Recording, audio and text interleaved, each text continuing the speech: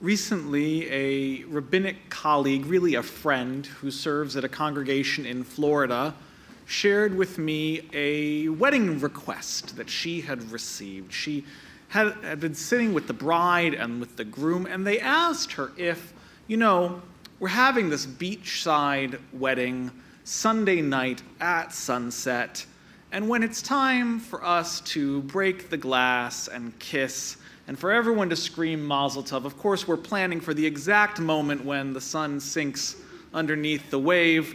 Would you mind, Rabbi, just kind of getting out of the way? And the rabbi was confused. She said, get out of the way. And the bride and groom revealed to her, they disclosed that what they really wanted was this picture. They wanted a picture that would be this beautiful reminder of this sacred moment that was a forever moment. They want a shot of the chuppah and the sea and the two of them all alone at the center, just completely, totally in love. Rabbi, wouldn't you please help us make that beautiful dream a reality? I promise you, I will come back to this. So in this week's Torah portion, the Torah tells us, Vayavru Aram Ba'aretz, that Abraham passed in the land, which is an odd, rare phrasing, which does not get any clearer when we turn to our friend Rashi, who simply explains and says, he entered the land. It's a strange thing to say. It's even stranger for Rashi not to give us any clarification, because Rashi is the one who likes to chop out extraneous phrases like that and make them very simple. If he passed in the land, yes, I'm quite certain that he entered it. Why? Why is this being said to us? And so Rabbi Shmuel Eliyahu Taub of Moditcha says that Abraham doesn't just view the land from the perspective of an outsider. He actually goes into it on several levels. He sees the spirituality of the land. He sees the soul of the place, and he finds the goodness that was hiding inside of it the entire time. Which is to say that during Avram's day, many, many people lived in the land of Canaan, and there were lots of people who went in, and lots of people went through.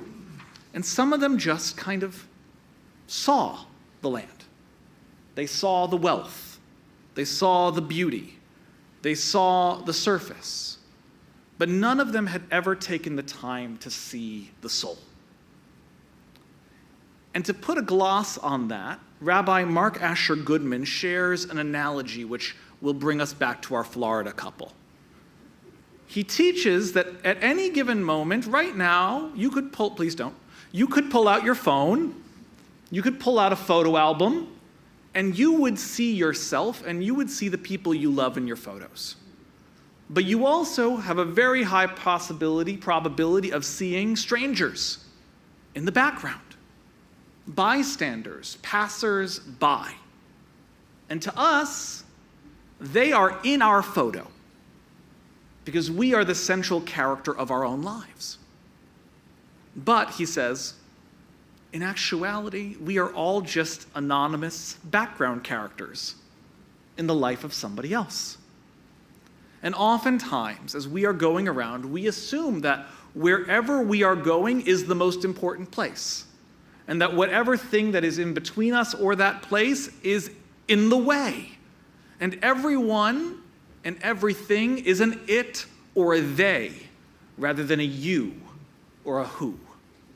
We are all too often asleep to others.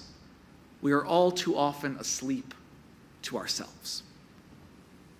And it's like if you've been driving south on the Allen at any time in recent memory, there's a sign. It's right up here. You've seen it. It says, "You aren't stuck in traffic. You are traffic." The Torah is teaching us, says Rabbi Shmuel, that Avram is the first person to get to know the soul of a place because he's the first person to treat the land of Israel not as a resource to be used up or a background for his story, his life, his destiny, but as something to fundamentally soulfully experience, as something that can transform and be transformed. And that is why he is ba'aretz. That is why he's in the land. That's why he goes through the land, because it's also going through him. Avram's journey to Abraham begins when he lets go of this idea that he is the main character, and he embraces something which is far greater than himself. Speaking with my friend, the rabbi in Florida, I asked her what she thought. And what she told me was really beautiful. She said, I don't think that Avram would get upset, but I do think that Avram would try to teach this couple that the guests and the rabbi, the birds on the beach, and the unexpected person in their boat flying by at the exact moment you want to take that photo are actually all a part of that sacred moment.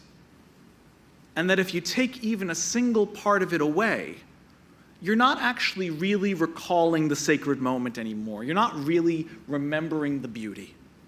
You're actually just rewriting the story to fit a world where you're the main character and where everyone else is just traffic. And that may look great on Instagram, but it doesn't do much for the soul. And so tonight, as I conclude, I just want to promise you that yes, I am aware of the news. I am deeply aware of all the news and all the events which unfolded this week, from political upheaval in Israel to the election in the United States to the violence in Europe, and even, of course, our observance today of Remembrance Day, which begins this weekend in Canada. But when I sat down to try and determine what was worthy, really truly worthy of a moment in your Shabbat, it was this teaching that resonated with me, because Shabbat should be to us like the land of Israel was to Avram. It's not something we should just pass through. It's not just a stop along the way between Friday afternoon and Monday morning. It is not a background character in our lives. It's not an in-between. Shabbat is our gift. Shabbat is our inheritance that enriches us and sustains us and empowers us, and we deserve to have our chance to just stay in it and experience it and expand ourselves within us. And we have the opportunity, the chance, and the right to be transformed by it, for it to go through us the way we go through it. And in short, after a week like this, what we deserve is a place to rest. And so how lucky are we then? Ashreinu matov chalkeinu. How fortunate are we that this is exactly what we get right now. Shabbat shalom.